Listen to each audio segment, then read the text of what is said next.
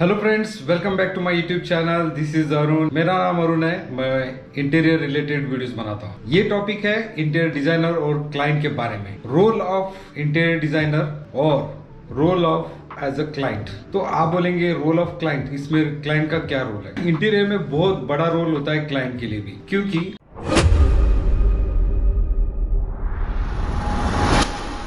पहले बात करते हैं कि एक इंटीरियर डिजाइनर को आपको क्या पूछना चाहिए। पहला पॉइंट है कि आप अपने इंटीरियर डिजाइनर को ये पूछे कि उनका ईयर ऑफ एक्सपीरियंस क्या है, आज तक उन्होंने कौन से टाइप के कितने प्रोजेक्ट्स हैंडल किए हुए। आप क्लाइंट के रेफरेंस भी मांग सकते हैं कि जहाँ पे उन्होंने प्रोजेक्ट कंप्लीट किया हुआ है उसके बारे में नॉलेज कितना है, उनके इन हाउस टीम कितनी है, उनके बैकएंड ऑफिस के सपोर्ट्स क्या है, इंटीरियर डिजाइनर क्या है, टेक्निकल स्पेसिफिकेशन वो उसके लिए स्ट्रक्चर डिजाइनर या आर्किटेक्ट या सिविल इंजीनियर, इनसे उनका इन हाउस सर्विस है या वो आउटसोर्सिंग कर रहे हैं, हर एक चीज आप उनसे पूछ सकते। अभी एज अ क्लाइंट आपको कौन सी इंफॉर्मेशन जो है वो इंटीरियर डिजाइनर से शेयर करनी है, ये बहुत ही जरूरी पॉइंट है। क्योंकि इंटीरियर करना ये सिर्फ एज अ एक डिजाइनर का या सिर्फ क्लाइंट का रोल नहीं होता है, ये दोनों का रोल होता है जहाँ पे एक अच्छा आउटपुट है। So give and take, idea sharing करना एक हर दूसरे के लिए बहुत ही इंपॉर्टेंट है। जैसे एज अ क्लाइंट उनको ये इंफॉर्मेशन शेयर करना ज़रूरी है कि उनकी एग्जैक्ट रिक्वायरमेंट्स क्या है। रिक्वायरमेंट में होता है कि उनके घर पे कितने लोग आते हैं फ्रिक्वेंटली, गेस्ट कितने रहते हैं, या घर में टोटल मेंबर्स कितने हैं, उसमें किड्स कितने हैं, उनके एजेस क्या है, पेरेंट्स रहते हैं तो पेरेंट्स के एज क्या है, ये बहुत ही मैटर करता है। क्योंकि उसी पॉइंट को ध्यान रख के एक इंटीरियर डिज़ाइनर प्लानिंग शुरुआत कर सकता है। क्योंकि बहुत सारी चीज़ें होती है, जैसे अगर किड्स है तो वो ध्यान में रखना पड़ता है कि हर एक फर्नीचर को जो एज होता है क्रिएट, वो नहीं होना चाहिए, सॉफ्ट एजेस होने चाहिए, उनको कोई भी प्रॉब्लम नहीं होना चाहिए, उनका माइंड सेट बोलिए या उनका विजुअलाइजेशन जो होता है किड्स का, उनको भी स्कोप मिलना चाहिए। फॉर एग्जांपल कलर्स बहुत ही मैटर करता है, बच्चों के रूम के कलर्स है या पेरेंट्स के बेडरूम के कलर्स है, ये डिफरेंट होते हैं। क्योंकि क्या है, जैसे पेरेंट्स में है तो मैक्सिमम कलर्स लाइट कलर्स होने चाहिए, शांत दिखना चाहिए, एक पीसफुल दिखना चाहिए। अगर किड्स क्या है तो यहाँ पे वाइब्रेंट कलर ज़्यादा काम करते हैं। तो हर एक रूम का स्पेसिफिक डिज़ाइन अलग अलग होता है। सो रिक्वायरमेंट शेयर करना ये बहुत ही ज़रूरी है। बहुत सारे क्लाइंट को ऐसा लगता है कि अगर मैं मेरा बजट अगर डिज़ाइनर को बोलूँगा तो डिज़ाइनर बजट बढ़ा सकता है। ये थोड़ा मिसकंसेप्ट मैं बोल सकता हूँ ये, लेकिन हर जगह पे पॉसिबल नहीं है। क्योंकि अगर डिज़ाइनर को बजट का पता चला तो कुछ डिज़ाइनर्स ऐसे हैं कि अगर वो प्रोजेक्ट कम पैसे में भी हो रहा है तो कुछ डिज़ाइनर ऐसे हैं कि वो उस बजट को, क्लाइंट के बजट को मैच करने की कोशिश करते हैं। फॉर एग्जांपल क्लाइंट ने बोला कि मेरा 20 लाख का बजट है और वो काम हो रहा है 15 लाख में, तो कुछ डिज़ाइनर ऐसे करेंगे कि वो 15 लाख का 20 लाख कैसे करना है उसके ऊपर ज़्यादा उनको फोकस रहेगा। लेकिन एक आइडियल जेन्युइन अगर इंटीरियर डिज़ाइनर है तो वो हमेशा कोशिश करेगी कि इनका बजट है तो इसमें मैं ज़्यादा आउटपुट क्या दे सकता हूँ, वो उनको एक्सप्लेन कर सकता है। क्लाइंट के पास ये राइट होता है कि हर एक चीज़ का प्राइसिंग ब्रेकअप में मांगे एक डिज़ाइनर से। क्योंकि क्या होता है कि जब एक प्रोडक्ट है, फॉर एग्जांपल वार्डरोब का 1 लाख रुपए अगर चार्ज कर रहा है डिज़ाइनर, तो 1 लाख जो है 1 लाख, तो उसमें मटेरियल कितना जा रहा है ब्रेकअप मांग सकते हो आप, लेबर कितना जा रहा है वो ब्रेकअप मांग सकते हो। तो ये ब्रेकअप देना ज़रूरी है एज एक डिज़ाइनर के लिए भी, और क्लाइंट के लिए भी क्लियरिटी मिल जाती है कि कौन सा मटेरियल यूज़ हो रहा है और कितना मटेरियल जा रहा है। एज अ क्लाइंट आपकी एक्सपेक्टेशन क्या होने चाहिए एक डिज़ाइनर से? वैसे तो एक्सपेक्टेशन रखने के लिए कुछ लिमिट नहीं है, लेकिन एक्सपेक्टेशन जब भी आते हैं तो आप ध्यान रखिए कि एक्सपेक्टेशन इज इक्वल टू आपका बजट भी होना चाहिए।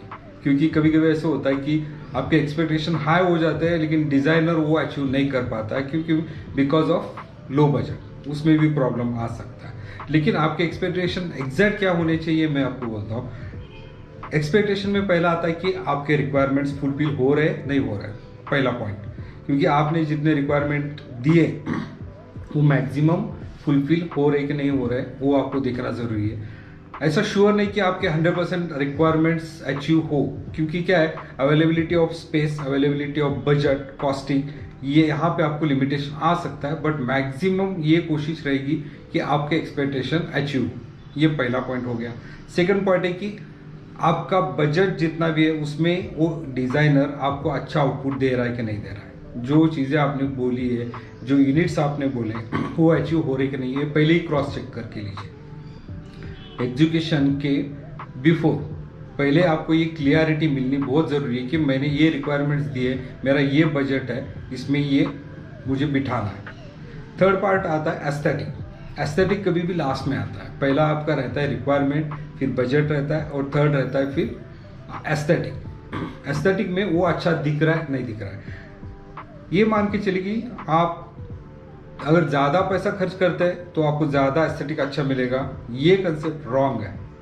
तो एस्थेटिक कम बजट में भी अचीव हो सकता है। ये एक परफेक्ट डिज़ाइनर का काम होता है कि कम बजट में भी एस्थेटिक दिखने के लिए, विजुअली अच्छा दिखने के लिए ये वर्किंग करके देना एक परफेक्ट डिज़ाइनर का काम होता है। Last but not the least, ये पॉइंट बहुत ही मैटर करता है, बहुत ही, क्योंकि मैं हमेशा कहता हूँ कि मार्केट में हेल्दी कंपटीशन बहुत ही ज़रूरी है।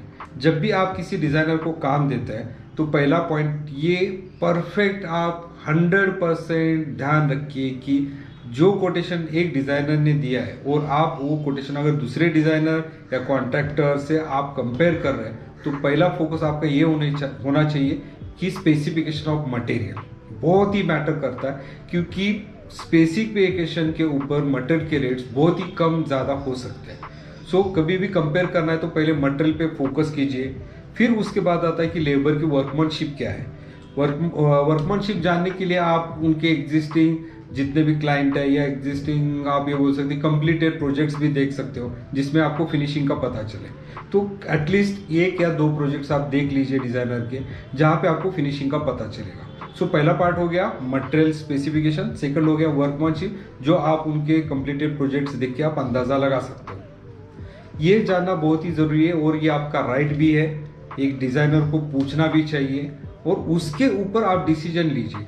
बहुत सारे लोग होते हैं कि वो क्या करते हैं, सिर्फ रेट पे कंपैरिजन करते हैं, ये नहीं देखते कि मटेरियल कौन सा यूज़ हो रहा है, स्पेसिफिकेशन ऑफ मटेरियल क्या है। और यहीं पे धोखा हो जाता है कि पहले सपोज मान के चलिए कि एक डिज़ाइनर ने 20 लाख का कोटेशन दिया, दूसरे ने दिया 12 लाख का। So it's a huge difference. 8 lakh ये बहुत ही ज़्यादा अमाउंट है, जिसकी वजह से कंपैरिजन हेल्दी नहीं हो सकता। आप खुद मान के चलिए एक अगर डिज़ाइनर 20 लाख कोट कर रहा है और वही सेम स्पेसिफिकेशन के ऊपर अगर 12 लाख का कोटेशन दे रहा है तो ये कैसे पॉसिबल है। आपको ये जानना है, जैसे मैंने पहले भी पॉइंट्स क्लियर किए कि ब्रेकअप मांगिए, मटेरियल का, लेबर का, कंसल्टिंग का पूरा ब्रेकअप मांगिए, जिससे आपको पता चलेगा कि ये प्रैक्टिकली पॉसिबल है या नहीं है। तो ये पॉइंट बहुत ही मैटर करता है क्योंकि healthy competition is always works. So ये ध्यान रखिएगा। सो दैट्स इट गाइज, आज के लिए इतना ही। आज का थोड़ा वीडियो शॉर्ट ही मैंने बनाया है, लेकिन ये पॉइंट बहुत ही ज़रूरी था मार्केट में जानने के लिए, एज अ क्लाइंट डिज़ाइनर के लिए, कि उनके रोल क्या होने चाहिए और वो कैसे एग्जीक्यूट करते हैं। और भी कुछ पॉइंट्स हैं जो मैं आने वाले वक्त में कवर करना चाहूँगा। So that's it guys.